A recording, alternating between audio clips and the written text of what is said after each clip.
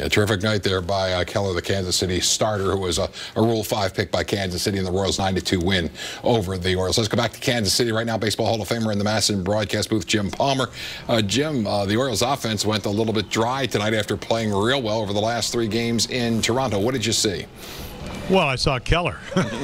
He gives up the home run. I want you to be my agent, by the way, Tom, because if I gave up 9 runs, I'd only give up 6 in my lifetime here. It'd be a lot closer. But Keller, I mean, he gives up the home run, but he just turned 23, and we were talking about it last night at dinner. Sometimes you throw a fastball in the middle of the plate, and the guy hits it, and you go, so what? Ben McDonald, was a terrific pitcher in his own right.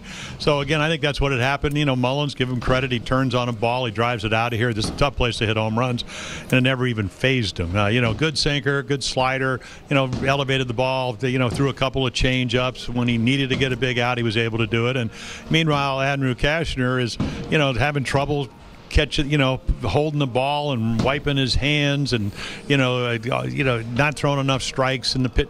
When you do that in this day and age, pitch count gets up, and then he threw a couple of home runs. I mean, he didn't pitch horribly. The bullpen certainly didn't help anything tonight, but he just got outpitched. And the Orioles, they scored 29 runs. They look like pretty good offensive ball club, but they just never had a chance. And Keller really didn't help him out.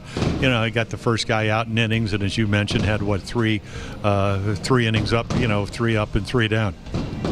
Jimmy, let me ask about Kashner. You already said a little bit, but I want to know how this guy, 15, 16 starts into the season, he still hadn't found it yet, and all of a sudden 4 or 5 starts in a row, and this guy is really pitching well with his sinker. What all of a sudden happens where he gets out of that little groove? How come he can't go back to the sinker?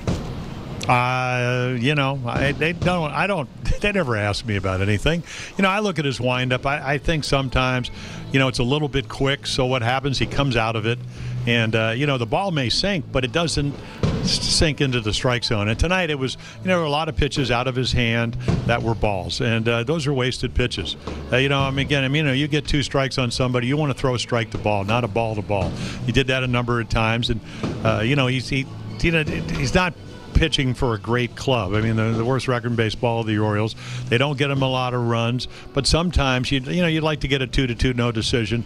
Again, I don't know if it's always stuff. I think it's sometimes a combination of maybe trying to be, the jack of all trades, the master of none, not going to the sinker, not saying, you know what, I'm going to see if they can hit my low fastball. I'm going to try to throw that 2-seamer down in the zone.